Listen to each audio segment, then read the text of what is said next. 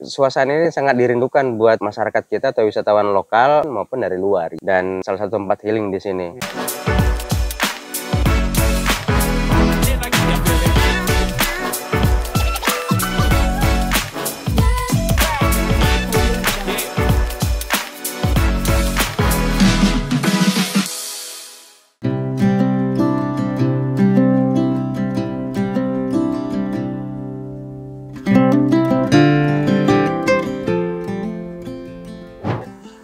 Assalamualaikum warahmatullahi wabarakatuh. Selamat pagi teman-teman AHB Vlog yang berada di channel YouTube AHB. Pagi hari ini kita berada di salah satu destinasi wisata yang ada di Kota Balikpapan, khususnya Balikpapan Timur ya Pak ya. Yaitu destinasi wisata yang bernama Kampung Warna-Warni Teluk Seribu. Pernah diresmikan pada tahun 2017 Pak ya, oleh Bapak Wali Kota kita yaitu Bapak Rizal Effendi, dan juga sebelumnya Bapak pernah ikut juga ya, pembangunan di Kampung Warna-Warni ini, dimana di tahun ini mungkin wisata ini sudah jarang dikunjungi Pak ya, karena mungkin ada beberapa faktor yang membuat wisatawan agak kurang tertarik lagi. Dan nanti kita akan review Kampung Warna-Warni ini sekarang bentuknya akan seperti apa dan apa saja yang bisa kita kunjungi di sini.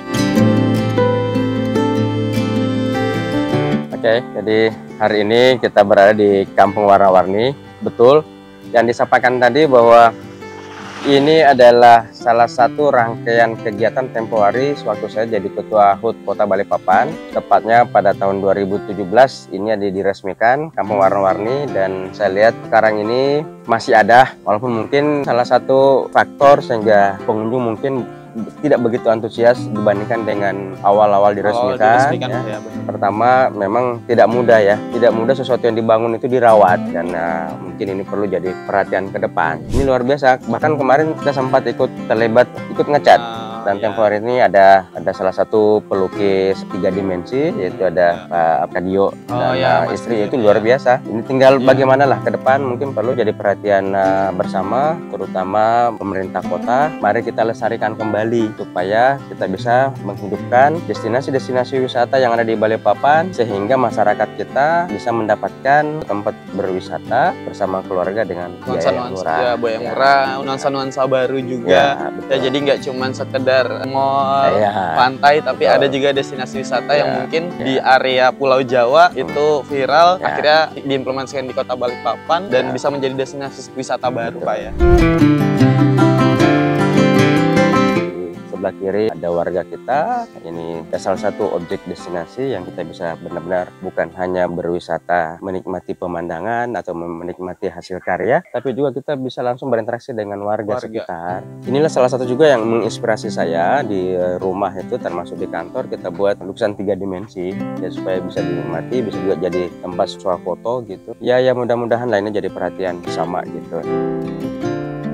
Ternyata juga ada ini Pak, dia ada dermaga di mana Teluk Seribu ini bisa untuk susur sungai juga ternyata. Jadi dia arahnya ke area Das Manggar atau daerah aliran sungai yang ada di Manggar, dan kanan kirinya biasanya juga mangrove Pak. Jadi memang salah satu destinasi wisatanya juga akan mengarah ke mangrove karena ini ada di area Sungai Manggar. Iyalah, ini mudah-mudahan bisa dijadi lagi. Ini kan luar biasa tempatnya. Samping ini kan bisa jadi tempat berfoto untuk prewedding juga bisa di sini. Nuansa-nuansa sungai ya sayang saja kurang begitu terawat ya mudah-mudahan ini jadi perhatian lah jadi pihak terkait. Di sini juga kan ada rumah susun ya. Ada rumah susun bersampingan langsung dengan rumah susun. Rumah makan Teluk Seribu. Ini kayaknya CSR Pak ya. CSR dari salah satu perusahaan.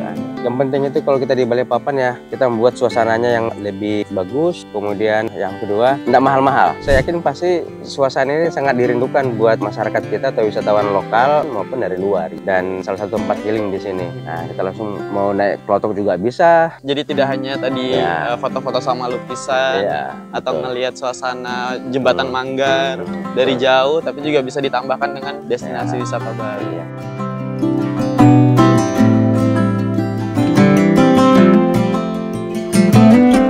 Jadi ya menurut saya ini penataannya sudah bagus, tinggal nanti bagaimana pengembangannya saja dan bagaimana merawatnya. Bahkan saya tuh membayangkan dulu pernah saya sampaikan, ingin sekali suatu saat di sini ada tempat mungkin rumah makan yang mungkin dia melintasi dari sini ke seberang di atas itu kita pakai untuk ya duduk-duduk atau tempat makan, tapi di atas jembatan.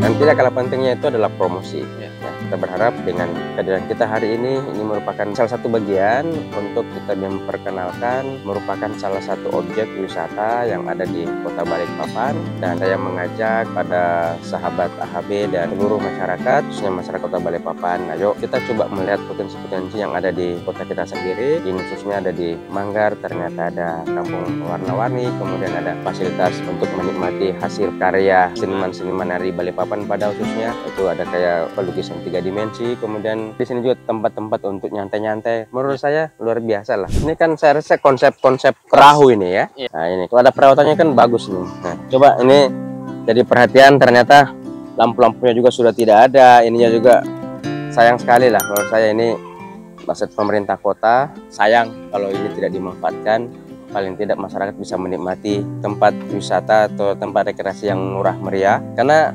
tempat wisata itu salah satu yang harus jadi perhatian itu supaya menarik adalah pertama fasilitasnya ya, tempat bermainan anak, tempat mungkin nyantai, kemudian untuk akses untuk ya makanan, kalau ada itu ya bagus sekali. Mari kita bersama-sama menjaga dan merawat apa yang kita sudah bangun, baik itu di masa pemerintahan siapa saja, yang pastinya sesuatu yang kita sudah bangun ayo bersama-sama merawat supaya kita bisa nikmati secara berkesinambungan ya. Jangan hanya kita pandai bisa membangun tapi kita tidak mampu merawat, sehingga pembangunan yang kita lakukan itu biasakan tidak secara berkesinambungan tapi hasilnya hanya sesaat saja. Ini jangan sampai terjadi ke depan, dan saya mohon untuk segala hormat kepada pemerintah kota, mari untuk tolong bersama-sama dengan stakeholder yang lain untuk menjaga objek wisata itu untuk dikembangkan, dipelihara, dan tidak kalah pentingnya adalah objek wisata yang ada itu bisa diberikan informasi atau promosi yang lebih luas lagi ya, supaya juga wisatawan bisa tahu nih Pak. Kadang kan wisatawan sebelum berwisata itu nyari informasi dulu apa aja sih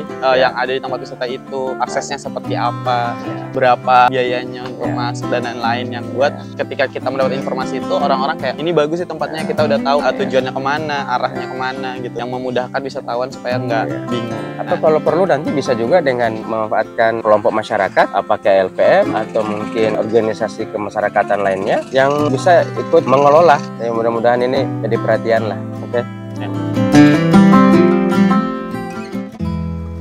Nah, oke, sobat AHB Vlog. Nah, kalau tadi kita sudah berada di Kampung Warna-Warni, Pak. Di Balikpapan Timur ini ada juga destinasi wisata yang berbau kampung. Jadi ini kita sekarang ada berada di Kampung Kenangan. Kalau tadi menyuguhkan wisata-wisata pinggir sungai, kalau ini dia menyuguhkan wisata-wisata yang ada di kehidupan masyarakat area Balikpapan Timur, seperti berkebun. Ya, ini luar biasa, sahabat-sahabat AHB. Ini ada hatinya PKK, hanya halaman, hanya asri, teratur, indah, dan nyaman. Ini luar biasa.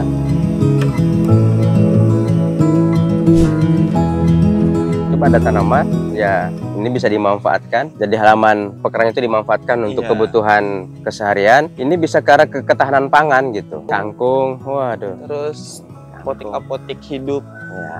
Nah, biasanya juga yang dicari orang-orang kota ini mungkin tempat-tempat seperti ini yang kehidupan masyarakat yang jauh dari hiruk-pikuk perkotaan. Ya, ini merupakan salah satu destinasi yang bisa kita datangi gitu ya. Jadi ini suasana kampung yang begitu asri, warganya juga guyup. Saya lihat, ya ini kita lihat warganya bisa nyantai-nyantai di pekarangan, masih bisa bercengkerama Pak ya antara tetangga. Kadang kalau di kota itu kita sudah sibuk masing-masing antara tetangga, jadi kadang cuma sapa gurau saja, tapi kalau di suasana kampung seperti ini warganya interaksinya akan lebih sering, akan lebih banyak, yang kadang dirindukan nih sama-sama orang-orang yang berada di perkotaan.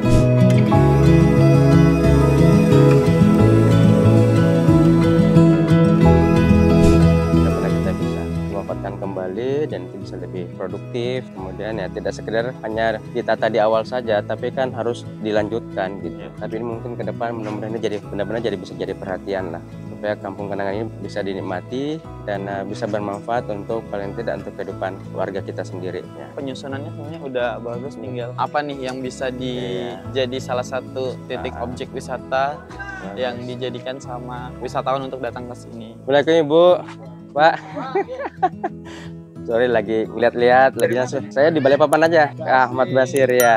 Saya lihat ini kan kemarin kita suatu kampung kenal ini kan terkenal awal-awalnya. Ini kan sama juga Pulau Seribu sekarang. Bener. Saya ke sana dulu kan suatu saja di kota sama-sama Pak Rizal. Itu kan diresmikan. Bagus. Nah, sekarang saya sampai ke sana sudah hancur-hancur. Sayang, kenapa sih nggak dipelihara gitu? Betul. Tapi paling tidak kan ini harus jadi perhatian untuk semua stakeholder yang ada, dan saya yakin Pak RT dan Pak Lurah apa semua pasti kan nyaman, asri kan ya, nggak kayak gini suasananya kan. Baik Pak RT, makasih. Senang bisa ketemu Bu. Ya. Terima kasih Bu. Jadi oke teman-teman AHB Vlog. Nah jadi itu mungkin sedikit tempat wisata yang ada di Balikpapan Timur. Semoga dengan adanya vlog ini bisa membantu masyarakat dan juga pemerintah untuk bisa peduli lagi ya Pak ya dengan wisata yang ada di Kota Balikpapan. Nah sampai jumpa di beberapa vlog yang akan membahas daerah-daerah destinasi wisata yang ada di Kota Balikpapan. Dan jangan lupa untuk like dan subscribe di channel YouTube AHB dan juga untuk AHB Vlog. Ini satu kebanggaan buat kita selaku warga Kota Balikpapan. Ternyata di tengah kota kita masih ada hutan yang terpelihara, hutan mangrove.